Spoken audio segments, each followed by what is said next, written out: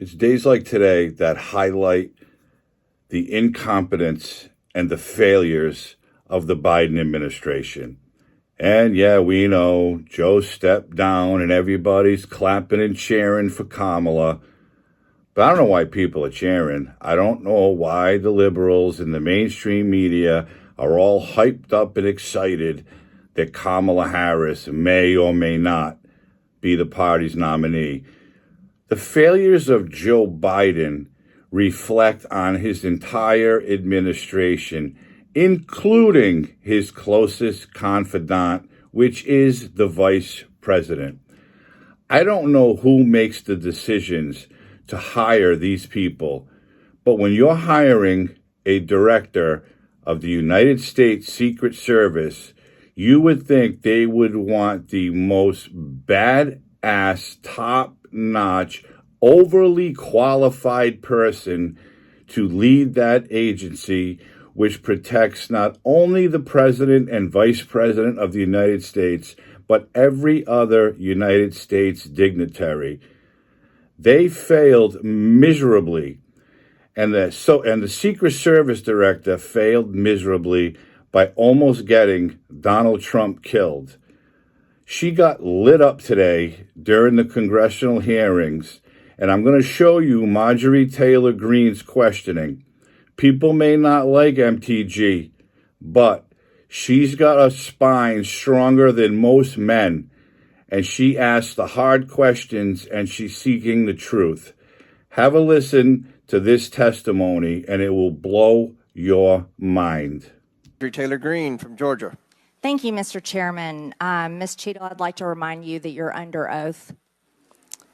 The site team has a senior supervisor, an advanced team, a protective intelligence team, a counter sniper element, and detail. Who was the agent in charge? How long has she been the agent in charge? And what is her Secret Service background? So I'm not going to provide a name. Why not? You're here to answer our questions. This forum, I'm not going to provide names of. You stated in your testimony, you said, I am here today to answer your questions. That is correct. Answer the question. I'm not going to provide names of our personnel. Why not? Today. The American people are demanding these answers from you today, Ms. Cheadle. I will do the best to provide you accurate information based on the facts that I have at this time. You're not answering our questions. The advance element coordinates with other intel or law enforcement partners, identifies threats and weaknesses at the sites and movements. We'd like a copy of the advance report. Have you brought it here with you today? We will comply with the request for the documentation that has been requested. When will that be, Ms. Cheadle? Because you should have brought it today. I am certain that our personnel are working on obtaining all of that document. I don't believe you, and neither do the people watching this hearing. You're not doing well, as Mr. Moskowitz informed you. You've been sitting here for over 3 hours, and I have you know the entire country is demanding you resign and demanding that you be fired if you do not resign. Things are not going well for you. You need to answer the questions. Was there a protective intelligence team, and what technical resources were utilized for that event, specifically drone or helicopter assets? There were a number of technical assets that were deployed for that event, and there was a protective intelligence team that was assigned to that event. Why was Crooks able to fly a drone over the entire area the day of the rally and the day of his assassination attempt? To my knowledge, he did not fly the drone over the entire area. How did he fly a drone over the area, period? Any part of the area? Again, I would have to go back and check the timeline of when that took place and when the event. Why didn't you bring the timeline with you today to answer our questions? I don't have all of the answers on the timelines based on the criminal investigation. Were you not prepared today to answer our questions? I am prepared to answer the questions based on the information and wanted to be able to provide. Do you have a timeline at all from any of the day? I have a timeline that does not have specifics. That's shocking. That is absolutely unacceptable. She is so ill-prepared. She had 9 days to prepare to answer these questions because she knew what they were going to ask her. And that was her answer about the timeline. And it's so ridiculous. You could hear the people in the audience laughing at her incompetence. That means you are a failure at your job. Let's talk about things that are prohibited in Trump rallies. And I've been to a lot of Trump rallies. Backpacks and bags, bicycles, firearms, any type of weapon, or any other item determined to be a potential safety hazard, like a rangefinder would be one. At 5:10, Crooks is first observed by one of the snipers, AGR Sniper 1, at the building. 5:10, President Trump was shot in the face at 6:11 p.m. 5:28, AGR Sniper 1 takes a picture of a bicycle and 2 bags. Those belong to Crooks. 5:32, AGR Sniper 1 spots Crooks looking at his phone and using a rangefinder. 5:55, Butler ESU Command confirms receipt of photos and states they have been relayed on. 6:05 p.m., AGR Sniper 1 later communicates that Crooks is seen moving northeast in direction of Sheetz and that Crooks has a backpack. 2 minutes before the shooting, while President Trump has been allowed to take the stage, people see Crooks laying on his stomach in a sniper position on the roof, and they're yelling he has a gun, and they are trying to alert law enforcement and Secret Service. Why was Crooks not shot by the snipers? Why was he allowed to be there?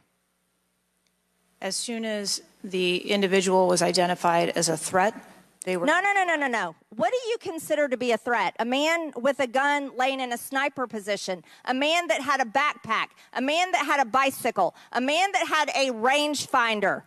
At what point is he determined a threat? With all of that evidence coming forward, how can you not think that this was all planned? The inside people knew it was going to happen. That's why they waited for Crooks to get his shots off before the sniper took him out. As soon as Crooks raised his gun, the sniper on the roof with the scope looking at him should have put him down instantly before he was able to pull the trigger. And the sniper didn't do it. So what does that tell you? Again, utter incompetence. This is the United States Secret Service. An individual with a backpack is not a threat. An individual with a rangefinder is not a threat.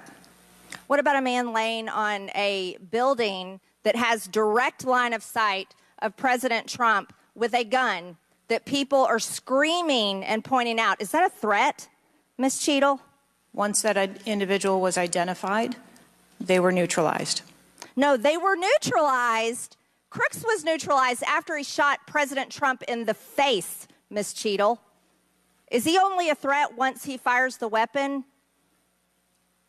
As soon as the counter sniper identified that individual, they were able to neutralize them. How were people in the crowd? Okay, then let's just take it this way. People under your command did not consider him to be a threat, yet people in the crowd knew he had a gun and considered him to be a threat.